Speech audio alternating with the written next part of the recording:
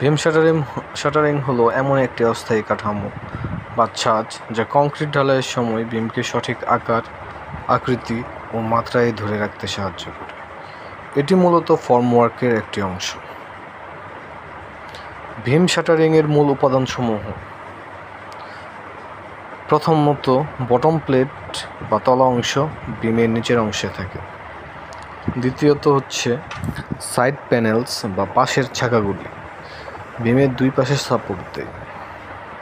তৃতীয়ত হচ্ছে ব্রেসিং বা সাপোর্ট কাট বা পাইপ, কাঠামোটি শক্ত ও সোজা রাখতে ব্যবহৃত হয়। প্রোপস, উপরে ঠেলা জ্যাক, নিচ থেকে সমর্থন দেয় ভীমকে ধরে রাখার জন্য। ভীম শাটারিং তৈরিতে ব্যবহৃত উপকরণসমূহ: কাঠ, প্লাইড, shuttering plywood, steel plates and channels, aluminium formwork, plastic কমনই কিন্তু ব্যবহৃত।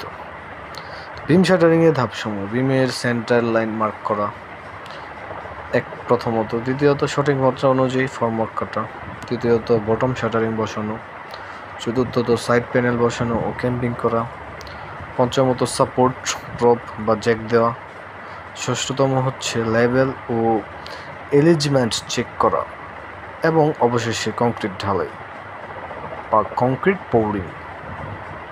শাটারিংয়ের গুরুত্ব: ভীমের সঠিক আকৃতি ও মাত্রা বজায় রাখা, ঢালাইয়ের সময় কংক্রিট যাতে বাইরে না যায় তা নিশ্চিত করে, কাঠামোর স্থায়িত্ব নিশ্চিত করে। ভীম শাটারিংয়ের সময়সীমা: সাধারণত ঢালাইয়ের 7 থেকে 15 দিন পর ফর্মওয়ার্ক খুলে ফেলা হয়, তবে এটি বিমের স্প্যান ও লোডের উপর নির্ভর করে। গুরুত্বপূর্ণ আরও বিষয় হচ্ছে, অসঠিক শাটারিং করলে বিমের ফাটল, হেলানো বা সেফটির সমস্যা হতে পারে। কাজের আগে সবসময় লেভেল, এলিজমেন্ট এবং অয়েলিং বা ফর্মওয়ার্ক চেক করা দরকার।